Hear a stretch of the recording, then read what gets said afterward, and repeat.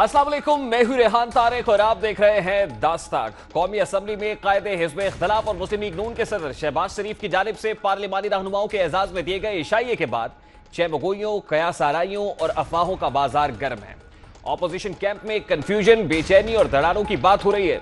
Opposition के दो बड़े कैंप्स और दो बड़े महाज दिखाई दे रहे हैं।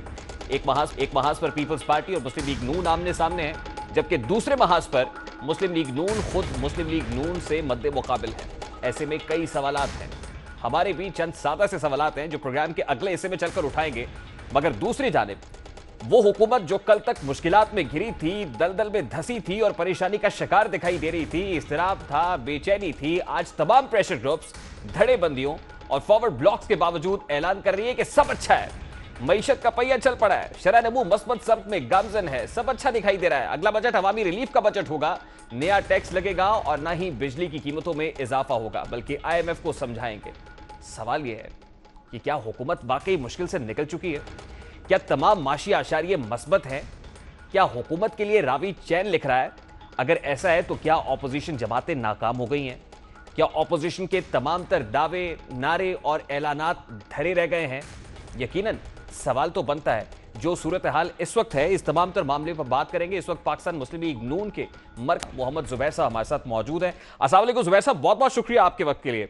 जुबैर साहब, सबसे पहले तो ये फरमाइएगा, तासुर उभर रहा है कि उल्टी हो गई सब तदबीरें, कुछ ना दवा ने काम किया, PDM बनी, ऑपोजिशन मुत्तहिद हुई, हुकूमत को टफ टाइम देने के ऐलान हुए, फिर आपकी तरफ से तो माशी आशारी भी पेश किए जाते हैं, लेकिन हुकूमत ये कह रही है कि हुकूमत के लिए इस वक्त रावी चैन लिख रहा है, तमाम तर माशी आशारिये मस्बत है, मईशत का पहिया चल पड़ा है।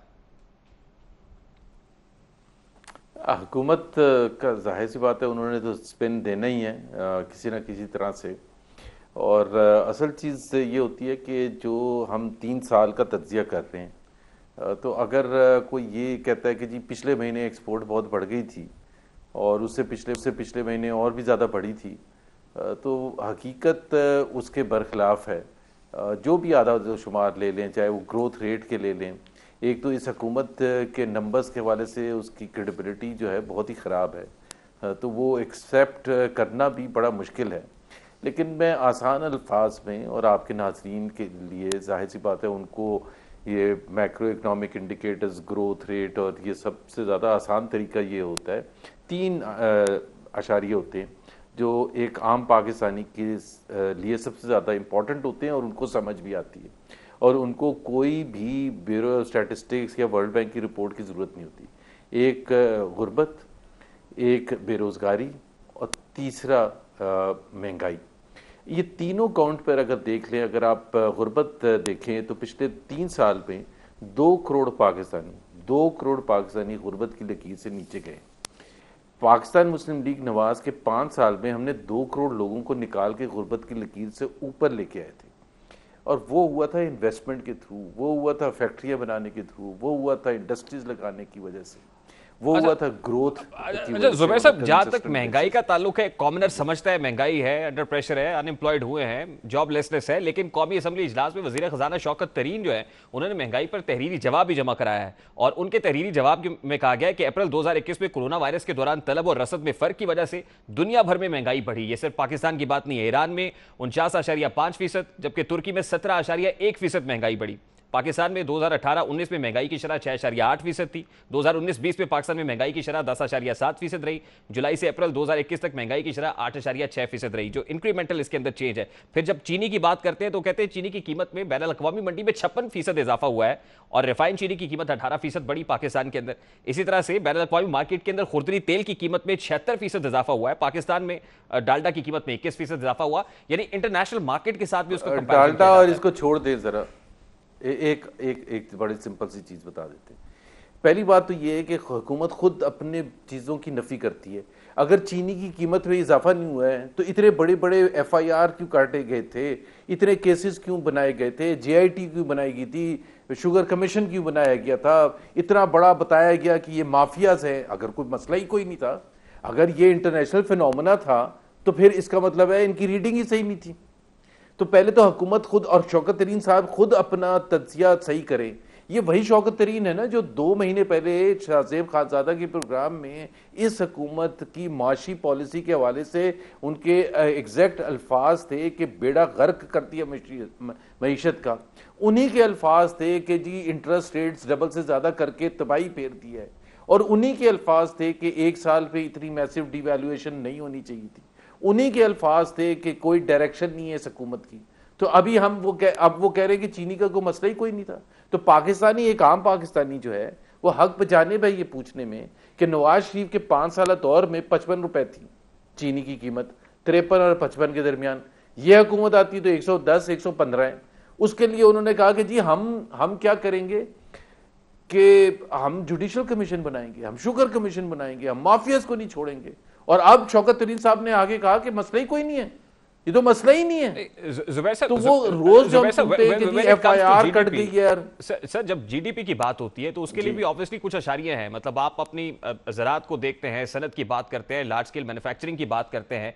खान साहब की ट्वीट भी आपके सामने रखते हैं। वो कहते हैं शरह नमू 4.5% रही, और किस वजह से? हुकूमत की जानिब से जारी करदा आदाद शुमार के मुताबिक जो मौजूदा माली साल में अहम फैसले हुए हैं उसकी बदौलत ये जीडीपी इस वक्त जो दिखाई दे रही, जो एक्सपेक्ट किया जा रहा है।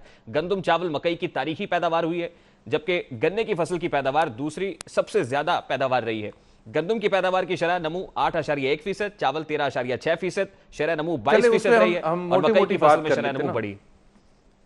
सर हम मोटी मोटी बात कर लेते ना, तो फिर अगर आपने ये मान ही लिया, ये खाना जिन्होंने साल पहले खड़े होकर कहा था कि जीडीपी का मतलब कुछ भी नहीं होता, असल एक ही आशारिया होता है और वो होता है करंट अकाउंट डेफिसिट। अब वो आ ही गए जीडीपी ग्रोथ पर, तो जीडीपी ग्रोथ का भी मुवाजना कर लें।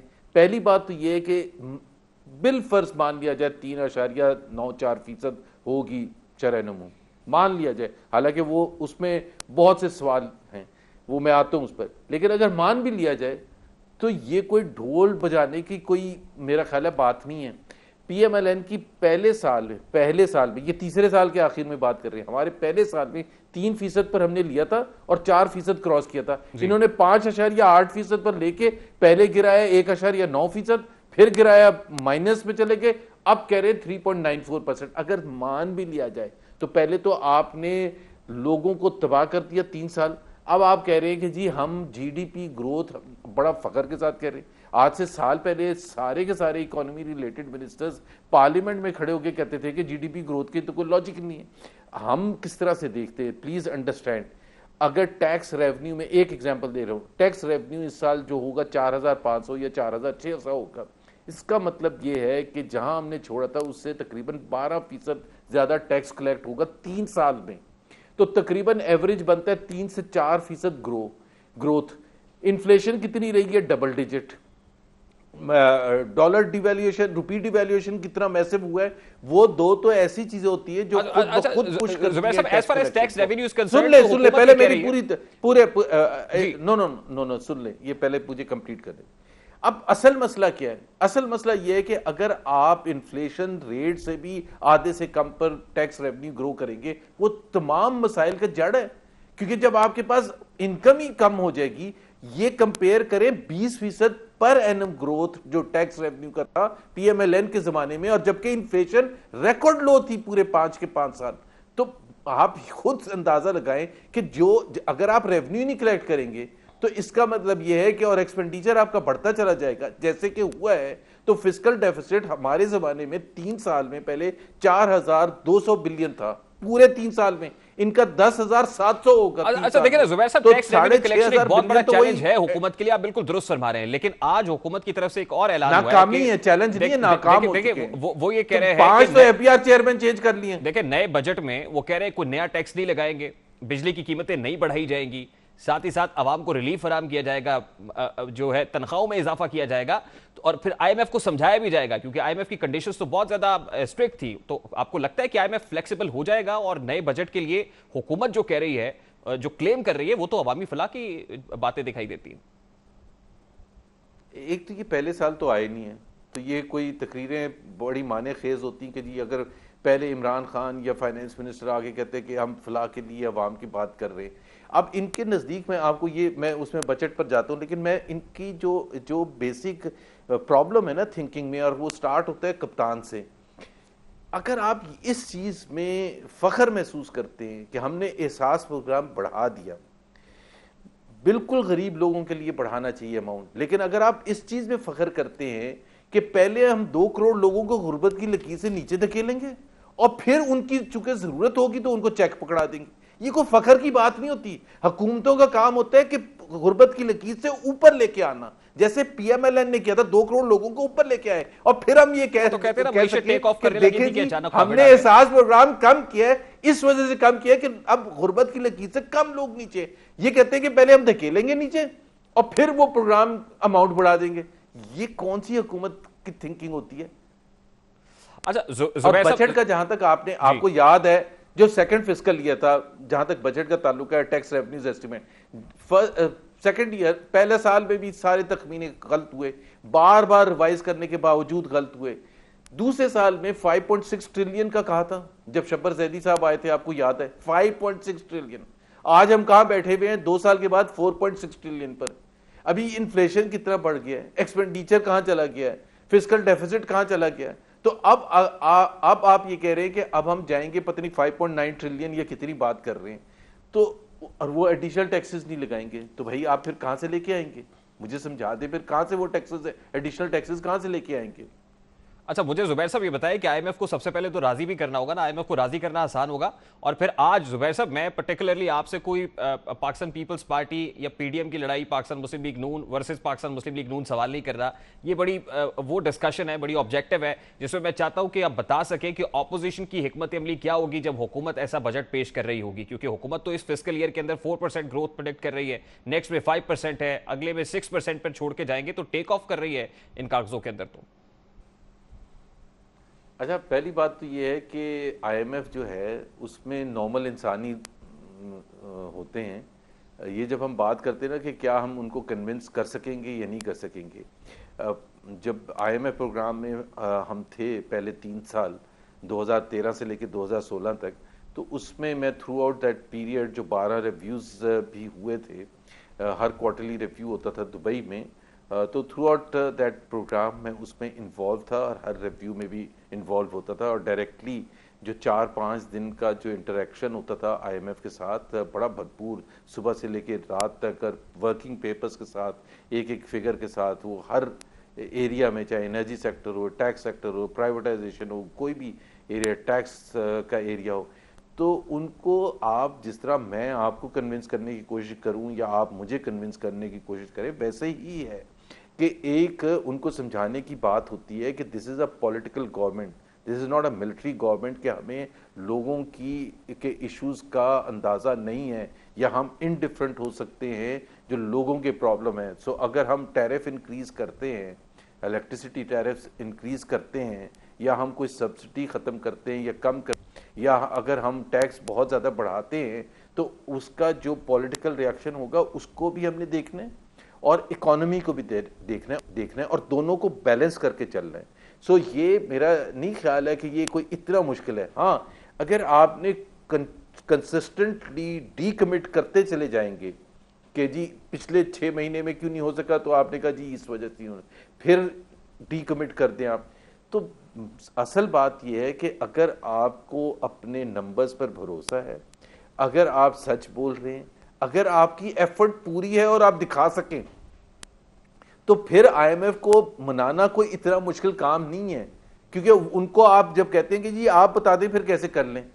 अगर हम 5.9 ट्रिलियन का टैक्स रेवेन्यू, जब 5.6 ट्रिलियन का रखा था 2 साल पहले टैक्स टारगेट, तो बिल्कुल हम हवा में बातें कर रहे थे, हमें पता ही नहीं था हम बात क्या कर रहे हैं। और उसकी वजह से जाहिर है आईएमएफ वाले हमें, जुबैर साहब, आईएमएफ प्रोग्राम में जाने वाली जो बात है, इस बारे में भी 2 तरह के इंप्रेशंस मौजूद हैं। क्योंकि उस वक्त असद उमर साहब ये नहीं चाहते थे कि आईएमएफ प्रोग्राम में जाया जाए। हफीज शेख साहब जो है उनको आईएमएफ प्रोग्राम में को सक्सेसफुल करने के लिए लाया गया। अब हफीज शेख साहब के अगेंस्ट एक तासुर ये है कि असद उमर लॉबी काम कर गई है, और उसके बाद अब ये जो आईएमएफ के साथ नेगोशिएशंस और फिर से बातचीत की बात हो रही है, तो अब हुकूमत सीरियस है और चाहती है कि जो हफीज शेख साहब, क्योंकि महंगाई का बहुत सारा जो है इल्जाम हफीज शेख पर डाला जाता है कि जिन कंडीशंस के ऊपर किया गया वो ठीक नहीं थी, बड़ी स्ट्रिक्ट थी, और अब मेरा ख्याल है कि हुकूमत ये चाह रही है कि कुछ ऐसा बजट ना हो जिससे पॉलिटिकल रिएक्शन बहुत सारा आए। देखिए ना, अगेन जब आपने कहा वो असद उमर के हवाले से जब बात की, तो शुरू में जब आए थे तो अभी ओथ भी नहीं लिया था, तो उन्होंने बता दिया था कि हम IMF प्रोग्राम में जाएंगे, चले उनकी थिंकिंग थी।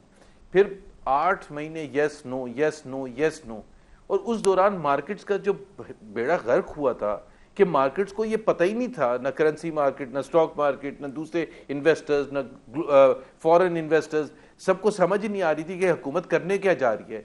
देखना, सब देखना चाहते हैं कि आपकी इकोनॉमिक पॉलिसीज क्या होंगी, क्या आप IMF प्रोग्राम में जाएंगे या नहीं जाएंगे, अगर जाएंगे तो वो टफ कंडीशनैलिटीज के साथ जाएंगे या नहीं जाएंगे, और वो तमाम चीजें जो है वो इंतजार। तो 8 महीने तो आपने इसमें गुजार दिए। अच्छा, वो कंडीशनैलिटीज पूरी आप करते चले जा रहे थे, डिवैल्यूएशन मैसिव कर रहे थे, टैक्सेस बड़ा जबरदस्त तरीके से लगा रहे थे, इंटरेस्ट रेट्स डबल से ज्यादा कर दिए 8 महीने में, तो वो सब वो कर भी रहे थे और कह रहे थे कि हम शायद नहीं जाएंगे। तो वो मेरा ख्याल है वो तो सब पूरी हुकूमत और इमरान खान साहब खुद भी रिकग्नाइज करते हैं कि वो जो डिले था उसकी वजह से पाकिस्तान की इकोनॉमी ने बहुत ज़्यादा सफ़र किया और कॉन्फिडेंस भी शेक हुआ, और एक जो मोमेंटम था, जो इकोनॉमी का मोमेंटम था, जो 5.8% आखिरकार किसी वजह से ग्रो कर रही थी ना जून 2018 तक इकोनॉमी, अब वो एकदम से गिर गई। अब जाहिर सी बात है वो जब मोमेंटम एक दफ़ा ख़राब हो जाता है और अनसर्टेनिटी होती है, उसको रेस्टोर होने में फिर बहुत पीरियड लगता है, और जैसे कि लगा, और उसकी प्राइस मेरा ख्याल है 22 करोड़ अवाम ने पे की। तो अगर वो फैसले पहले से करके आए होते, वो कहते तो ऐसे ही थे सब लोग, इमरान खान साहब और उनकी टीम, कि जी ये हमारी तैयारी मुकम्मल है, फिर आगे कहते हैं कि हमें अंदाजा नहीं था, इतनी खराब है। भाई आपको क्यों नहीं अंदाजा था, कौन सी फिगर आपको नहीं पता थी? अच्छा जुबैर साहब, at this point in time opposition का जो रिएक्शन होगा, मैं चाहता हूं जरा उस पर वो सवाल का जवाब रह गया है। देखिए, इस वक्त जो है डिस्पाइट ऑल द स्कैंडल्स हुकूमत इज लाइक फ्लाइंग हाई, लेकिन दूसरी तरफ ऑपोजिशन के अंदर बहुत सारी दरारें हैं, PDM मुत्तहिद नहीं हो पा रही है, ऑपोजिशन का कोई कंसेंसस नहीं है, बजट आ रहा है, क्या at this point in time at least वो PDM रिवाइव हो जाएगी, या विद इन इंट्रा पार्टी भी और इंटर पार्टी भी ये जो इख्तलाफात हैं इस पर ओवरकम कर लिया जाएगा इसको?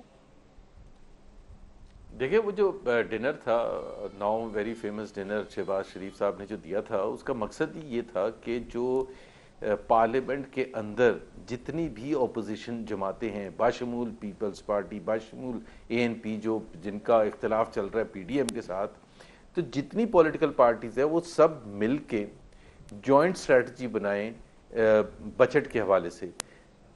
चूँकि ये एक अवाम की तरफ से जो वोट मिले हैं अपोजिशन जमातों को, उनका फ़र्ज़ है, बजट सबसे इम्पॉर्टेंट डॉक्यूमेंट होता है, सबसे इम्पॉर्टेंट पीरियड होता है साल का जब अवाम के हवाले से फ़ैसले किए जाते हैं।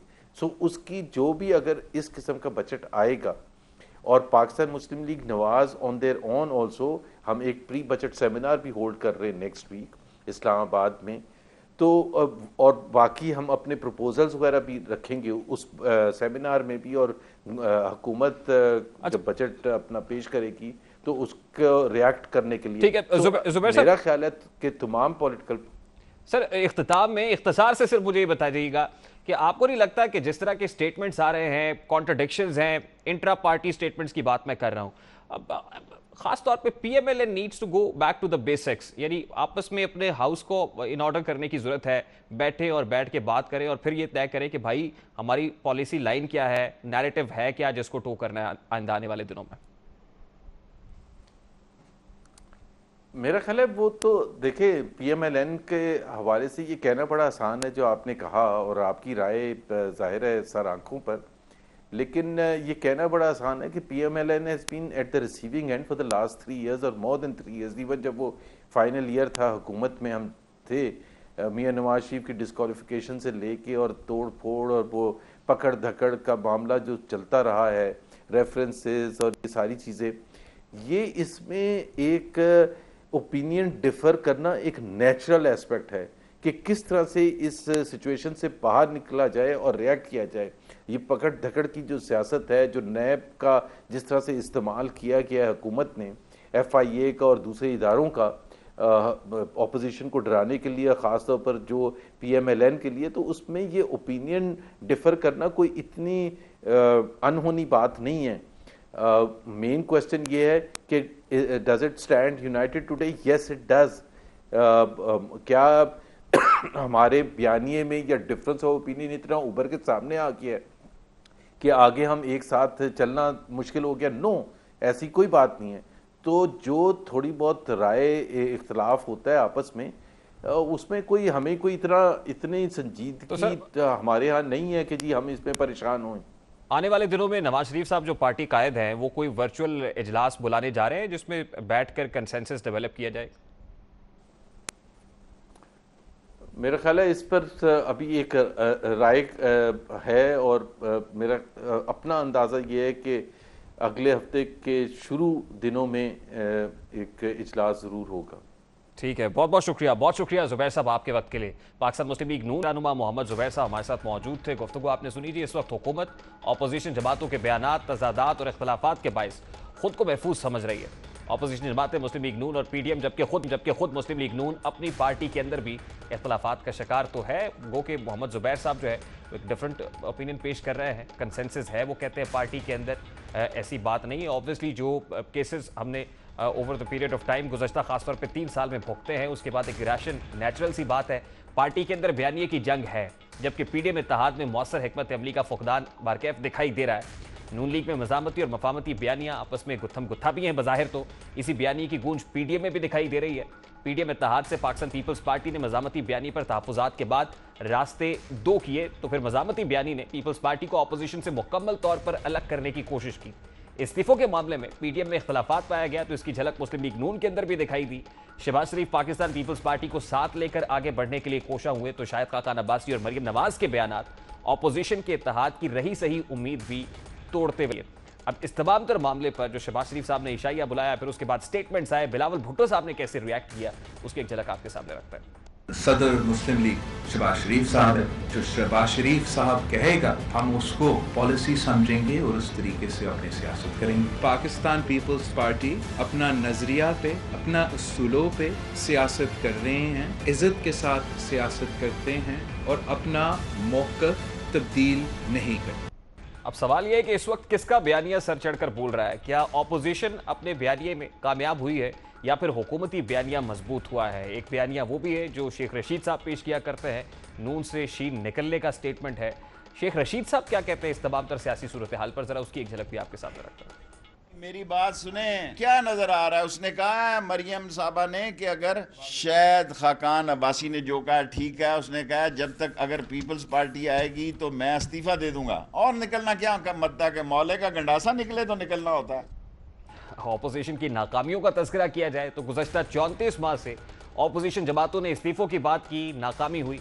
हुकूमत को दिसंबर का अल्टीमेटम दिया, लेकिन इससे भी कोई खास फायदा होता हुआ दिखाई नहीं दिया, यानी उल्टी हो गई सब तदबीरें, कुछ ना दवा ने काम किया। ऑपोजिशन की हर फास्ट बॉल को हुकूमत ने बाउंड्री से बाहर किया है। जहांगीर तरीन ग्रुप ये सर उठाता है, प्रेशर ग्रुप बनता है, फॉरवर्ड ब्लॉक दिखाई देता है, तो हुकूमत इस ग्रुप को भी मैनेज करने में कामयाब हो जाती है।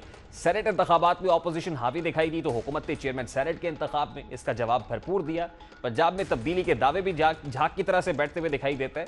इस वक्त मरियम की अवामी मकबूलियत आवाम को रिलीफ दे पा रही है और ना ही बिलावल की शोला बयानी बज़ाहिर कोई असर दिखा पा रही है। शहबाज शरीफ की मफामाना हिकमत अमली भी काम आती हुई दिखाई नहीं दे रही।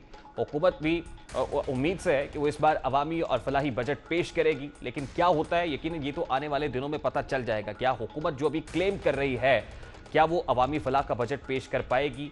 क्या अवाम को रिलीफ मिलेगा या फिर ऑपोजिशन हुकूमत को टफ टाइम देगी और हुकूमत के लिए आने वाले दिनों में मुश्किलात पैदा होंगी? यकीनन ये सब कुछ वक्त पर मुनहसर है कि आने वाले दिनों में क्या मंजरनामा दिखाई देता है। अभी एक ब्रेक लेंगे जी, क्विक शॉर्ट में, और ब्रेक के बाद जब वापस आएंगे तो गुफ्तगू को कंटिन्यू करेंगे। हमारे साथ रहिए।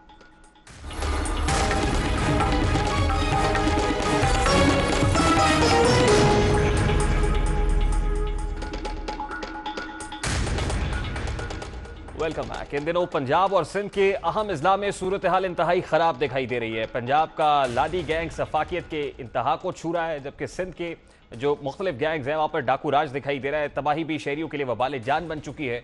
गवर्नर सिंध इमरान इस्माइल ने सिंध में डाकू राज के इल्जाम आयद किए, तो वज़ीर आज़म ने वज़ीर दाखिला को खुसूसी तौर पर कराची रवाना किया। उन्हें टास्क सौंपा गया। उन्होंने शिकारपुर और जैकबाबाद में तैनाती जो गैंग के हवाले से ब्रीफिंग ली।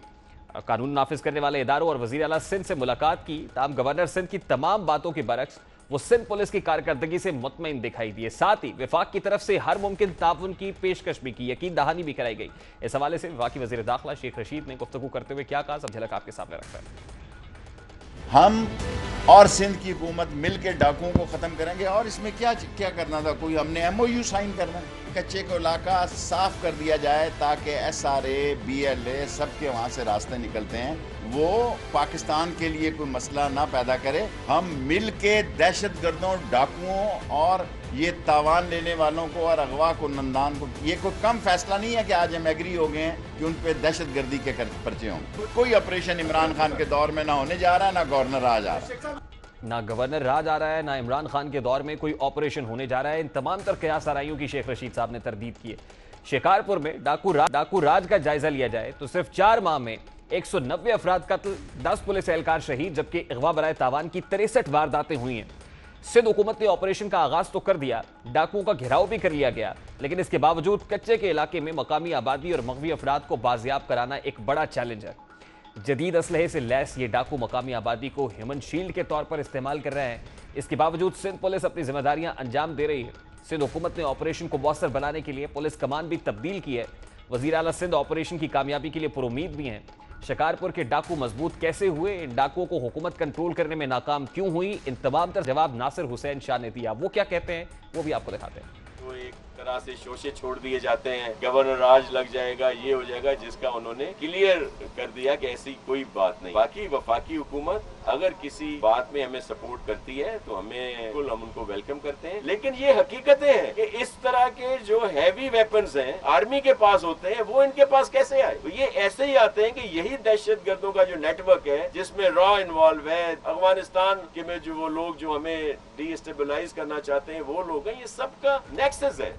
नासिर हुसैन शाह गैर मुल्की हाथ, गैर मुल्की अनासर मुलविस होने की तरफ निशानदेही कर रहे हैं, लेकिन ये कोई पहला वाकया नहीं है कि इस तरह से डाकू आए हों और ख़ास तौर पर वो स्टेट विद इन स्टेट का एक तासुर पेश कर रहे हों कि स्टेट एक अलग से कायम की गई है, सेफ हेवन्स में छुप जाते हैं, वहाँ पर लोगों को ह्यूमन शील्ड के तौर पर इस्तेमाल करते हैं। ये कोई नई बात नहीं है, बल्कि 80 की दहाई में मामला शुरू होता है, ज़ियाउल हक दौर में होता है, जिस वक्त जागीरदाराना निज़ाम और वडेरों का निज़ाम जो है वो उस वक्त एक इस तरह की एक फोर्स तैयार करता है, उनको अपने वेस्टेड इंटरेस्ट के लिए इस्तेमाल किया जाता है और उसके बाद हुकूमत को भी डिस्टेबलाइज किया जाता है। लेकिन वही लोग जब हुकूमत का हिस्सा बन जाते हैं तो फिर इन लोगों की पुष्पनाही भी सियासी अनासर कर रहे होते हैं।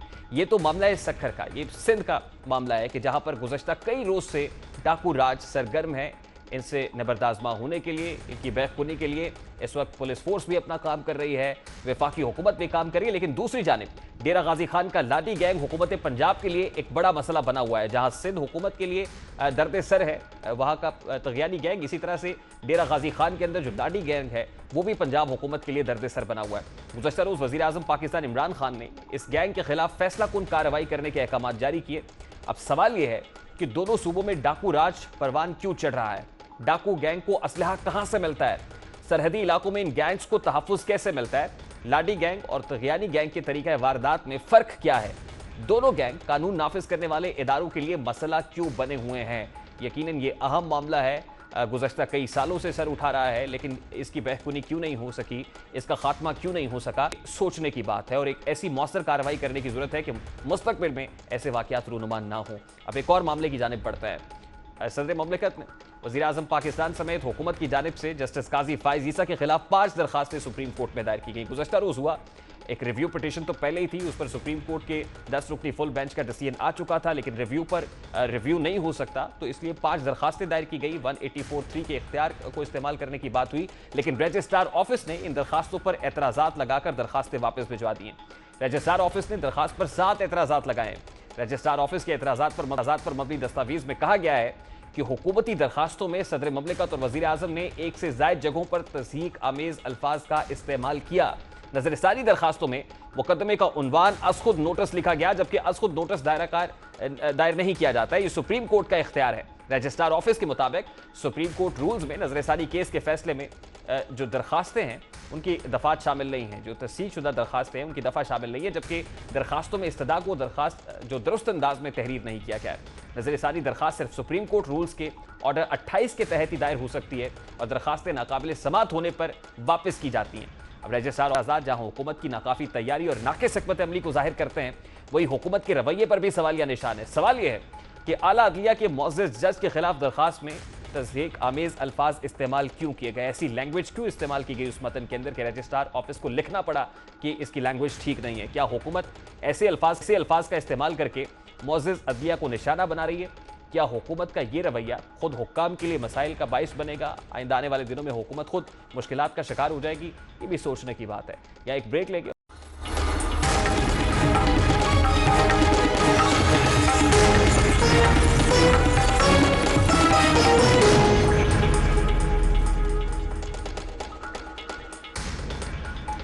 Welcome back. गुज़श्ता एक माह से गडानी के साहिल पर एक जहाज लंगर अंदाज है। यहाँ इस जहाज को तोड़ा जाता है, लेकिन ये जहाज दर हकीकत 30,000 अफराद के लिए मौत का परवाना है। शिप यार्ड पर है, यहाँ पर जहाज को तोड़ा जाना चाहिए, लेकिन ये तो मौत का परवाना बनकर उस जगह पर खड़ा हुआ है। ये समुद्री हयात के लिए तबाही का पैगाम है। ये जहाज पाकिस्तान के लिए बड़ा खतरा भी है। आलमी इदारों ने खबरदार किया है, लेकिन खबरदारी करने के बावजूद ये जहाज गडानी कैसे पहुंचा, ये बहरी जहाज खतरनाक तरीन कैसे बना, इसी की कहानी आज आपके सामने रखते हैं। बहरी जहाज FSO रेडिएंट, जिसने 1983 से 2018 तक लहरों पर सफर किया, समुद्रों का सीना चीरकर मुसलसल 38 साल तक पानियों पर राज किया, 2018 में इस जहाज को नाकारा करार दे दिया गया। इंडोनेशिया के ताजरों ने जहाज को बांग्लादेश के शिप ब्रेकर्स को फरोख्त किया ताकि वो इसको तोड़ सके। 229 मीटर तवील इस जहाज में इंडोनेशिया से रवानगी के वक्त तकरीबन 1000 ton slope oil, 500 ton oil और 60 टन स्लज मौजूद था। यही नहीं बल्कि 1 किलोग्राम स्लज में 400 मिलीग्राम मरकरी भी मौजूद होने का खदशा था। इतनी बड़ी तादाद में खतरनाक माल लेकर जहाज बांग्लादेश पहुंचा, जो कि बहरी कवानीन की बड़ी खिलाफ वर्जी थी, क्योंकि इस जहाज को नाकारा करार दे दिया गया था। इंटरपोल ने मुसलसल इस जहाज की नकलो हरकत पर निगरानी रखी, बांग्लादेश हुकूमत को बड़े खतरे से आगाह किया और बताया कि यह जहाज में फी किलो स्लज में 400 मिलीग्राम मरकरी मामूल से कहीं ज्यादा है। यानी इस जहाज में जो स्लज मौजूद है, इसमें मरकरी की तादाद, मरकरी की मिकदार जो मुकर्ररा मिकदार होती है उससे बहुत ज्यादा है। WHO के मुताबिक पारा इंसानी सेहत के लिए बहुत नुकसानदेह है। ये धात बच्चों की अफजाइश को रोक सकती है, सांस के जरिए इंसानी जिस्म में दाखिल होकर आसाब निज़ाम को तबाह कर सकती है। मरकरी के ज़रात इंसानी दिमाग, फेफड़ों, जल्द और दीगर अज़ा पर असरअंदाज होते हैं। इसके न सिर्फ इंसानों बल्कि परिंदों, जानवरों और आबी हयात पर भी नुकसानदेह असरात मरतब होते हैं। इसी हवाले से 19 जनवरी 2013 को अक़वाम मुत्तहिदा के रुकन ममालिक ने एक मुआहदे पर दस्तखत किए, जिसके तहत तमाम रुकन ममालिक मरकरी की सप्लाई, तिजारत और सनत के लिए इस्तेमाल पर सख्त निगरानी करेंगे। इसी मुआहदे को मद्देनजर रखते हुए इंटरपोल के इंतबा के बाद बांग्लादेश में इस खतरनाक बहरी जहाज को लंगरअंदाज होने की इजाजत नहीं मिली, यानी बांग्लादेश रिफ्यूज कर देता है। मई 2020 में बांग्लादेश से जहाज का रुख मुंबई की तरफ मोड़ा जाता है। नवंबर 2020 में जहाज मुंबई के करीब पहुंचता है। इंटरपोल और बैनुल अक़वामी इदारों ने फौरी तौर पर नई दिल्ली को हालात की संगीनी से आगाह किया कि मामला खतरनाक हो सकता है। भारतीय हुकूमत ने भी पैसों के लिए अपने शहरियों की जानों से खेलने से इनकार कर दिया। भारतीय हुकूमत ने भी रिफ्यूज कर दिया कि मामला खतरनाक है। 14 अप्रैल को इस जहाज ने मुंबई के साहिल को छोड़ दिया। अब जहाज एक पाकिस्तानी ताजर को फरोख्त कर दिया गया। जहाज के मालिकान ने कमाल होशियारी से जहाज का नाम चेरिश रख दिया, यानी यहां पर जहाज का नाम तब्दील कर दिया जाता है। 21 अप्रैल को चेरिश कराची के साहिल पर लंगर अंदाज होता है।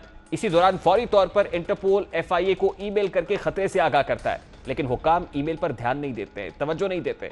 जहाज कराची से गडानी रवाना हो जाता है। जहाज में मौजूद केमिकल के नमूने हासिल किए जाते हैं और ना ही इंटरपोल को खातर में लाया जाता है। इंटरपोल के खत पर वजारत माहौलियाती तब्दीली और वजारत बहरी उमूर समेत 3 वफाकी वजारतें सिर्फ खतूत का तबादला करती रहीं। यही नहीं बल्कि इन्वायरमेंटल प्रोटेक्शन एजेंसी यानी EPA बलोचिस्तान ने मुतल्लिका इदारे की रिपोर्ट के बगैर ही जहाज काटने की इजाजत भी दे दी। MSA, EPA बलोचिस्तान और कस्टम्स ममनुआ मवाद लाने वाले जहाज को रोकने के जिम्मेदार थे, लेकिन किसी ने भी इस बड़े खतरे से समुद्री हयात, मजदूर और मुल्की माहौल को बचाने के लिए इकदाम नहीं किए। Gadani ship breaking yard 132 plots पर मुश्तमिल ये यार्ड भारत और बांग्लादेश के बाद दुनिया का सबसे बड़ा शिप यार्ड है, जहां पुराने और नाकारा बहरी जहाजों को तोड़कर लोहे में तब्दील किया जाता है। यह मरकज 1970 में कायम किया गया। यहां पर 30,000 से ज्यादा मजदूर काम करते हैं, जबकि मुल्क की जरूरत का 25% लोहा यहां जहाजों को तोड़कर हासिल किया जाता है। अब यही नहीं है बल्कि जहाजों से मशीनरी, लकड़ी, बिजली के आलात, बर्तन और शोपीस भी निकलते हैं, जिन्हें कराची में फरोख्त किया जाता है। किसी भी जहाज को तोड़ने से कबल अहम इदारों से इजाजत लेना मैंडेटरी फैक्टर है, लेकिन सवाल यह है कि बगैर इजाजत के जहाज को उजलत में क्यों तोड़ा गया? जहाज से केमिकल निकालने का अमल किसके हुक्म से शुरू हुआ? हिफाजती तदाबीर अपनाए बगैर हजारों अफराद की जिंदगियों को दांव पर क्यों लगाया गया? क्या आला हुक्काम नवंबर 2016 में इसी साहिल पर बर्पा होने वाली क़यामत सुगरा को भूल गए थे?